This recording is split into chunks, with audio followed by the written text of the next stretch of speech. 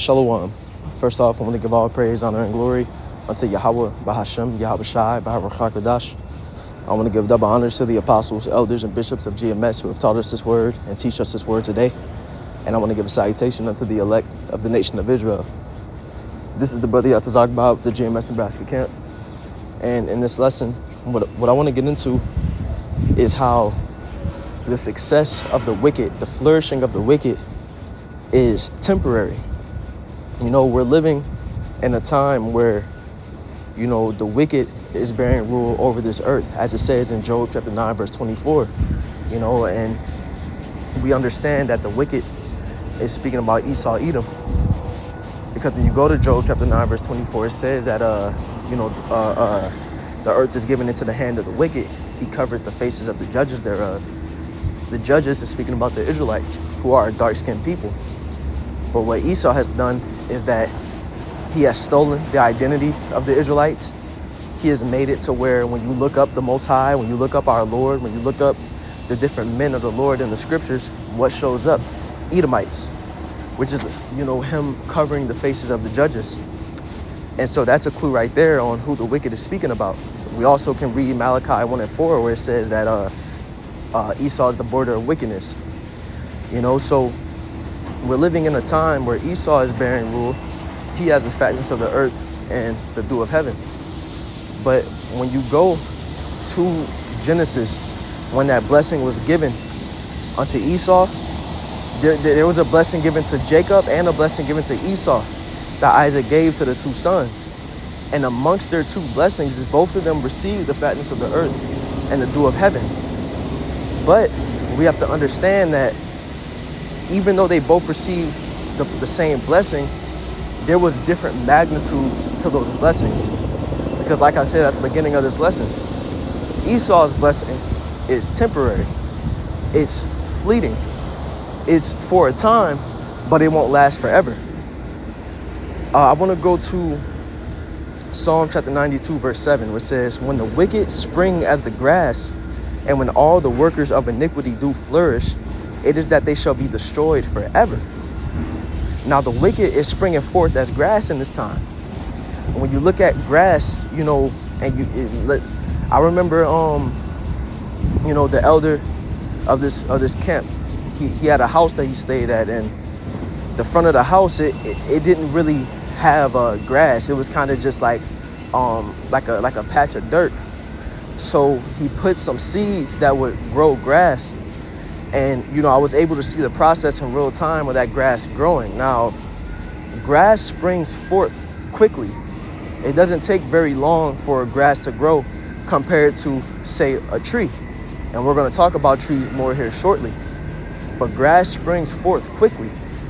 But the thing about grass is that it has shallow roots. It withers easily. And while it grows quickly, while you may see the fruits of that grass growing, is short-lived. And so symbolically in the scriptures, the grass is representative of fleeting success, which when we read in this verse again, it says, "When the wicked spring as the grass, and when all the workers of iniquity do flourish." Who is the workers of iniquity? Well, what is iniquity? It's wickedness. And who is the worker of wickedness? Esau. It says when they do flourish, which is representing them being in a fruitful state, them being at the top of the world as they are today, them having the fatness of the earth and the dew of heaven, being on top. It says it is that they shall be destroyed forever. So while Esau is having his blessing, it's temporary. It won't last forever, because his blessing, he's walking toward his destruction. We're getting very close to his blessing coming to an end. But the thing about the nation of Israel's blessing, when we receive the fatness of the earth and the dew of heaven, is going to be eternal. But we're going to talk more about that here shortly. I want to grab another precept backing up what I was speaking about with the grass, which is Psalm chapter 90, verse 5, and we're going to grab it in the NLT. It says, "You sweep people away like dreams that disappear." And this is speaking about how, you know, the temporary nature of man. You know, how short our lives are within the grand scope of the Most High's eternity. It says, you sweep people away like dreams that disappear. They're like grass that springs up in the morning. In the morning, it blooms and flourishes, but by evening, it is dry and withered. Now, that's not literally saying once the day starts, the grass is grown, and then by the end of the day, is gone. It's just speaking about the short life cycle of that grass, the same as a metaphor as the short life cycle of our lives, in this temporary flesh. So that's why in Psalm chapter 92 is likening the flourishing of the wicked to that temporary life cycle, to that short lifespan, because that's what Esau is going to fulfill within his rule. He's ruled, but it's only been for a time. And the grand scope of the nation of Israel's rule, Esau's rule is going to be a drop in the bucket to the eternal lifespan that our rule is going to have. But because of these riches that Esau has, he thinks that he's going to rule forever. He thinks that he's never going to have to give up his kingdom because of his science, because of the different wealth that he's amassed, because of all this power that the Lord has put in his hands. He's in a prideful mind state. And the scripture saying, Psalm chapter 49, verse 11, their inward thought is that their houses shall continue forever, and their dwelling places to all generations. They call their lands after their own names. What are some examples of them calling their lands after their own names? Alexandria, Egypt, named after Alexander the Great. You have America, named after Amerigo Vespucci. These are Edomites who these lands are named after. But the point of me coming to this verse is that they think that their rule is going to last forever. This is why Esau wants to fulfill his New World Order when he, puts that MOTB in everybody. He wants to fulfill this plan because he believes that through that New World Order, through him chipping everybody, that will allow him to, sink his claws into a forever kingdom, the same way that that in prophecy, the nation of Israel is going to receive a forever kingdom. But Esau wants to upset prophecy. Esau doesn't want to give up his power seat, so he's doing everything he can so that he doesn't have to. He has some type of God complex, thinking that he can upset the Most High's will. But we're reading the scriptures that the flourishing of the wicked is temporary. That the flourishing of the wicked leads to what? Back in Psalms 92 and 7, when the wicked spring as the grass and when all the workers of iniquity do flourish, it is that they shall be destroyed forever. And that's ultimately what's going to happen to Esau. The scriptures say that Esau is the end of the world and Jacob is the beginning of it that followeth, which shows that we're living in Esau's rule. And when it says that Esau is the end of the world, it's speaking of a time period, an age of their rule. So if Esau is the end of the world and Jacob is the beginning of it that followeth, we're still waiting on that world that's to follow after Esau's, and it's soon to come. And when we come into rule, what's going to happen is that the same way that our nation has been under captivity under Esau, the same way that we have had to be his slaves and we have served a grueling captivity under him, well, the roles are going to reverse, and Esau is going to serve a captivity under us for 1,000 years. And then he's going to be destroyed as a nation completely. We read about this in the book of Obadiah. Now, I want to grab one more precept speaking about Esau's rule before we switch gears a bit. We're going to get Ecclesiastes chapter 8, verse 11, where it says, because sentence against an evil work is not executed speedily, therefore the heart of the sons of men is fully set in them to do evil. We've been, Esau's rule has been set for these, few centuries of him being in power. And he's been, committing all type of wickedness under the sun. He's been pushing his image, pushing all type of ideas and philosophies that are against Yahweh Ba'ashem, Yahweh Shai. He has been, touching the apple of the Lord's eye and the aspect of, murdering the true children of Israel, taking our heritage, and because there has been no recompense upon Esau yet, he thinks that nothing is going to happen to him. But let's read on. It says, because a sentence against an evil work is not executed speedily, therefore the heart of the sons of men is fully set in them to do evil. Though a sinner do evil 100 times and his days be prolonged, yet surely I know it shall be well with them that fear the Most High, which fear before him. So what's this showing? It's saying that it's going to be well with them that fear the Most High. Even though it may seem like it's taking a while, even though it may seem like Esau's doing all this wickedness and his kingdom is just continuing to last and we're continuing to stay at the bottom, in due time, the roles are going to reverse, because that life cycle of that grass is going to come to an end. It says, but it shall not be well with the wicked, neither shall he prolong his days, which are as a shadow, because he feareth not the Most High. And that's one of the main reasons why Esau's rule is temporary. Why? Because he's not glorifying Yahweh B'Hashem Yahweh Shai. It's not written in him to do that. He is a wicked man. The scriptures say the soul which is lifted up in him is not upright, but the just shall live by their faith. Esau is not a faithful man. He's not a godly man. The scriptures say in 2 Thessalonians chapter 2, verse 4, that he's sitting in the seat of the Most High, saying that he is the Most High. So he wouldn't uphold the Most High. That's why he isn't upholding the Lord's law, statutes, and commandments. He's pushing his own ways as if they're better than the Lord's. But the thing that is synonymous with a long-lasting rule, the thing that is synonymous with the nation of Israel's eternal rule, is that Yahweh B'Hashem Yahweh Shai is going to be at the centerpiece of it. We're going to be walking in righteousness and upholding the Lord's ways.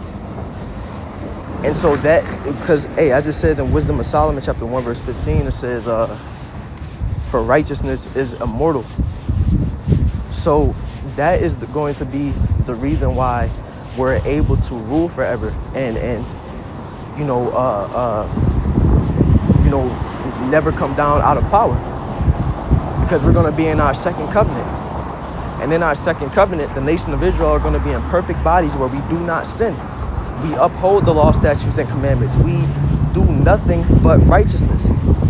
And if we do nothing but righteousness, then we're going to live immortally. We're never going to give the kingdom to any other nation. Throughout all the times in the scriptures that we read about, throughout all the times in history where we've come down out of power and had to serve a captivity and some other nation ruled over us, it was because of what? It's because of our sins. It was because we wasn't worshiping Yahweh B'Hashem Yahweh Shai. Just like the video got cut off. As I was saying, in this kingdom to come, we will perpetually worship Yahweh B'Hashem Yahweh Shai. And that takes me to the second metaphor that I want to speak on, because as the scriptures, liken the wicked's flourishing to grass, and like we spoke of, that grass is temporary, it withers easily, it has shallow roots, it represents fleeting success. The flourishing of the righteous is likened to trees in the scriptures. Now, the thing about trees is that they have a much, much, much longer life cycle than grass. They're long living, they have very deep roots, it's firm and stable, and so as a metaphor, it symbolically represents longevity. It represents, strength. Trees are unmoving compared to grass. You can just pluck grass up out the ground. You can't just uproot a tree. And that's what the righteous rule is compared to in the scriptures. As we can go to Jeremiah chapter 17, verse 7, says, blessed is the man that trusted in the Lord Yahweh, and whose hope the Lord is. For he shall be as a tree planted by the waters, and that spreadeth out her roots by the river, and shall not see when heat cometh, but her leaf shall be green, and shall not be careful in the year of drought, neither shall cease from yielding fruit. So it says in times of drought, no matter what time of year it is, no matter how long time passes, that tree is going to continue to bear fruit. And that's representative of the righteous kingdom. Why? Is because the righteous place their hope in Yahweh Ba'ashem Yahweh Shai. And that's what the elect is doing in this time. We have given ourselves up. Lord willing, I'll be of that number. The elect have given their lives up to be living sacrifices for Yahweh Ba'ashem Yahweh Shai. They are, worshiping the Lord. And the elect, and ultimately the entire nation of Israel, is going to perpetuate Yahweh Ba'ashem Yahweh Shai in their kingdom. Their trust, their hope, their faith, their everything is going to be based around Yahweh Ba'ashem Yahweh Shai. The way that they rule, the way that they live, the way that they treat the nations, everything is going to be based in righteousness. So that's why their rule is going to be like that tree that's unmovable, that continues to bear fruit year round. That's planted by the water. It's not going to be like a tree in winter that has no leaves and it's just wood. No, it's going to have leaves all year. It's going to continue to bear whatever fruit it bears. Because when you read in Isaiah chapter 60, as a matter of fact, let's go to Isaiah chapter 60, verse 21. It says, thy people also shall be all righteous. Why? Because we're going to be in that second covenant. It says, they shall inherit the land forever. The branch of my planting, the work of my hands, that I may be glorified. And when you read the details of what's going to be happening in our kingdom, it says that we're going to be having thousands of children. It says that we're going to be taking the best of different treasures that the nations are going to offer to us. We're going to be, forever established. We're going to be blessed in everything that we do. When you read in the first covenant, we often go to Deuteronomy chapter 28 to talk about the curses. But we have to remember that at the beginning of that chapter, it said that if we keep the law, statutes, and commandments, just like if we didn't keep the law, statutes, and commandments, everything that we do, everything we put our hand to would be cursed. Well, if we kept the law, statutes, and commandments, everything that we put our hand to would be blessed. So that means that our lives are going to be eternally blessed because we're going to be doing nothing but righteousness. We're going to bear fruit in everything that we do. Everything is going to be good. The wombs of the women are going to be blessed to continue to bear children. Not like in this kingdom where, women is starting to not even be able to bear children no more.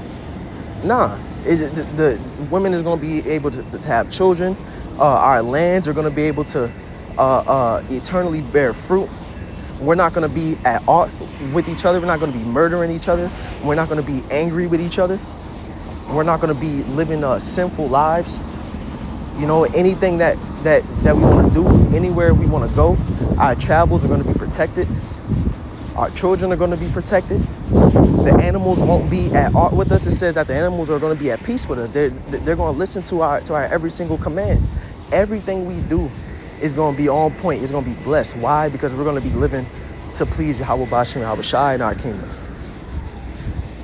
And Esau is doing the complete opposite of that, which is why he is having a temporary rule, because he's against the Lord. In Psalms 10:4, it says, the wicked, through the pride of his countenance, will not seek after the Most High. The Most High is not in all his thoughts. The scriptures say, Salaki, I got to find the precept real fast. Salaki, I was having trouble finding this precept. As it says in Sirach 10:8, it says, because of unrighteous dealings, injuries, and riches got by deceit, the kingdom is translated from one kingdom, Salaki, from one people to another. And that's why Esau has to come down out of power, because everything that he does within his rule is all established in wickedness. The way that he sets up coups to take different nations' leaders out of power, to unrightfully take their resources, the way that he just steals and takes down to the fact that he will, take your heritage and act like he is your nation's people if it benefits him. Everything that he does, all the lies that he perpetuates, all the unrightful things that he's done to all the nations under the earth, especially to the nation of Israel, all of this is unrightful. All of it is in wickedness. And so that's why in the scriptures, his kingdom is like that grass that's going to be temporary, that can be plucked up, that is going to be plucked up. It's going to fade away. But the righteous is going to be established and it's going to be eternal. We're going to be like that unmovable tree that continues to bear fruit. So Lord willing, this lesson was edifying. Once again, I want to give all praise, honor, and glory unto Yahweh, Bahashem, Yahweh Shai, Baruch HaKadosh. I want to give double honors to the apostles, elders, and bishops of GMS and a salutation unto the elect. Shalom.